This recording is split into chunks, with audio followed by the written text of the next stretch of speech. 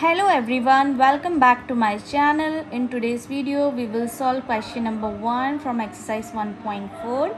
So let's see. लेकिन before that, I want to say that कि अगर आपने अभी तक चैनल को सब्सक्राइब नहीं किया है तो प्लीज़ सब्सक्राइब कर दीजिए एंड ऑल्सो ऑल के नोटिफिकेशन को प्रेस कर दीजिए ताकि हर आने वाली वीडियो आपको तुरंत मिल जाए। तो चलिए चलते हैं क्वेश्चन की तरफ। क्वेश्चन है, without actually performing the long division, state whether the following rational number will have terminating decimal expansion or a non-terminating repeating decimal expansion। तो हमें इस वीडियो में बताना है, हमें इस क्वेश्चन में बताना है कि जो हमें क्वेश्चंस दिए हुए हैं 1 to 10, मैंने पहले से आपके लिए सॉल्व करके रखा है, मैं आपको समझाऊंगी। तो उन्हें हमें बताना है कि वो टर्मिनेटिंग डेसिमल एक्सपेंशन है या नॉन टर्मिनेटिंग डेसिमल एक्सपेंशन है। देखिए, हमें जितने भी क्वेश्चन दिए हैं वो हमें दिए हैं P/Q के फॉर्म में, ठीक है। यहाँ पर हम एक चीज़ लेकर चलेंगे और उसी बेसिस पे हम सारे क्वेश्चंस को सॉल्व करना है, ठीक है। बहुत ईजी है, बहुत ईजी है। अगर एक बार आपने ध्यान लगा के देख लिया ना वीडियो को, तो आपको ये क्वेश्चन कभी नहीं भूलेगा। आप इसे बिना पढ़े भी जाओगे ना तो सॉल्व कर दोगे, ठीक है। चलिए चलते हैं क्वेश्चन की तरफ। देखिए, P/Q के फॉर्म में हमें सारे क्वेश्चंस दिए हुए हैं, ठीक है। हमें बस ये देखना है कि जो Q है उसकी वैल्यू, मतलब उसके फैक्टर्स जो हैं, जो Q के फैक्टर्स आएंगे वो हमेशा 2 के फॉर्म में आने चाहिए या 5 के फॉर्म में आने चाहिए या 2 और 5 के फॉर्म में आने चाहिए। इसके अलावा किसी और के फॉर्म में नहीं आने चाहिए। यदि हमारा फैक्टर 2 के फॉर्म में आएगा या 5 के फॉर्म में आएगा या 2 और 5 दोनों के फॉर्म में आएगा तो वो होगा टर्मिनेटिंग डेसिमल एक्सपेंशन, और अगर इन दोनों के अलावा किसी और फैक्टर के फॉर्म में आएगा तो उसे हम बोलेंगे non terminating repeating decimal expansion. तो चलिए और क्लियर करते हैं आपके इस डाउट को और क्वेश्चन की तरफ बढ़ते हैं, ठीक है। तो क्वेश्चन नंबर 1 आपको यहाँ पे दिख रहा होगा 13/3/125, ओके। तो देखिए, मैंने 13 के फैक्टर्स क्या होंगे, सिर्फ 1 होगा, ठीक है।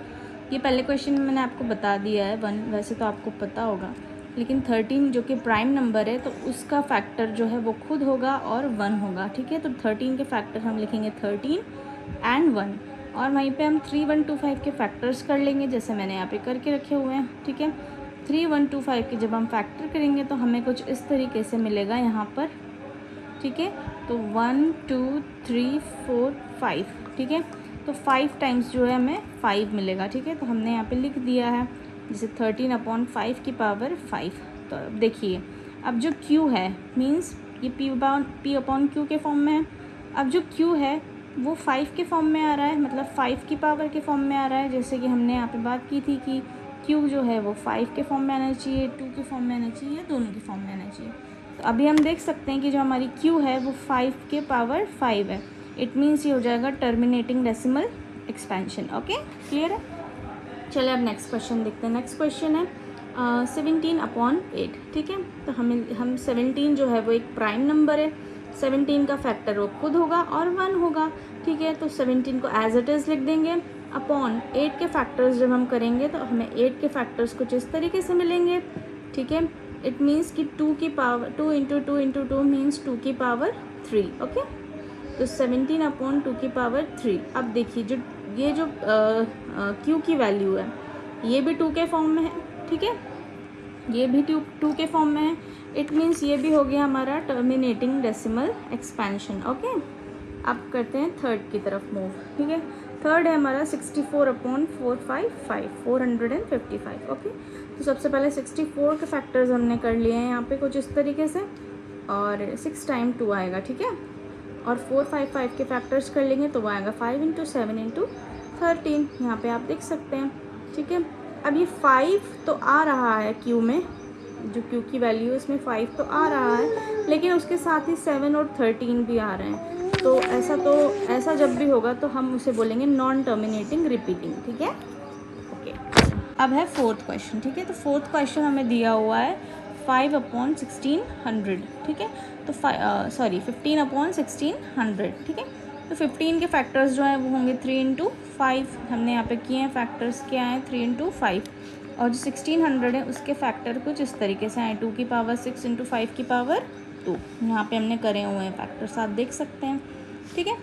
तो अब देखिए, अब जो है 5 और 5, एक 5 से एक 5 हम कैंसिल करेंगे तो हमें मिलेगा 3/2⁶ इंटू 5।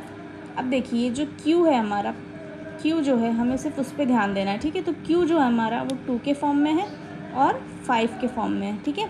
तो ये जो हमारा हो गया, ये हमारा हो गया टर्मिनेटिंग डेसिमल एक्सपेंशन। ओके, अब आता है फिफ्थ दिया हुआ है 29.343। चूँकि 29 जो है वो हमारा एक प्राइम नंबर है, तो प्राइम नंबर जो है उसके कोई फैक्टर नहीं होते हैं सिवाय खुद के और 1 के, ठीक है। और 343 के जब हम फैक्टर्स करेंगे ये, तो हम देखिए कुछ इस तरीके से हमें फैक्टर मिलेंगे।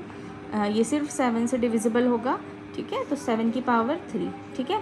अब देखिए 7 की पावर 3, तो जो हमारा q है वो हमें मिल रहा है 7 के फॉर्म में। किसके फॉर्म में मिल रहा है? 7 के फॉर्म में।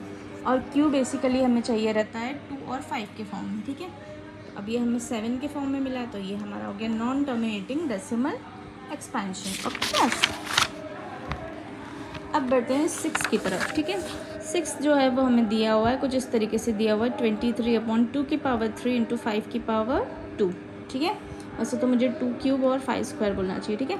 चलिए ठीक है, अब आगे बढ़ते हैं। 23 जो कि है हमारा प्राइम नंबर है, और prime number as it is होता है, उसका फैक्टर सिर्फ खुद और 1 होता है।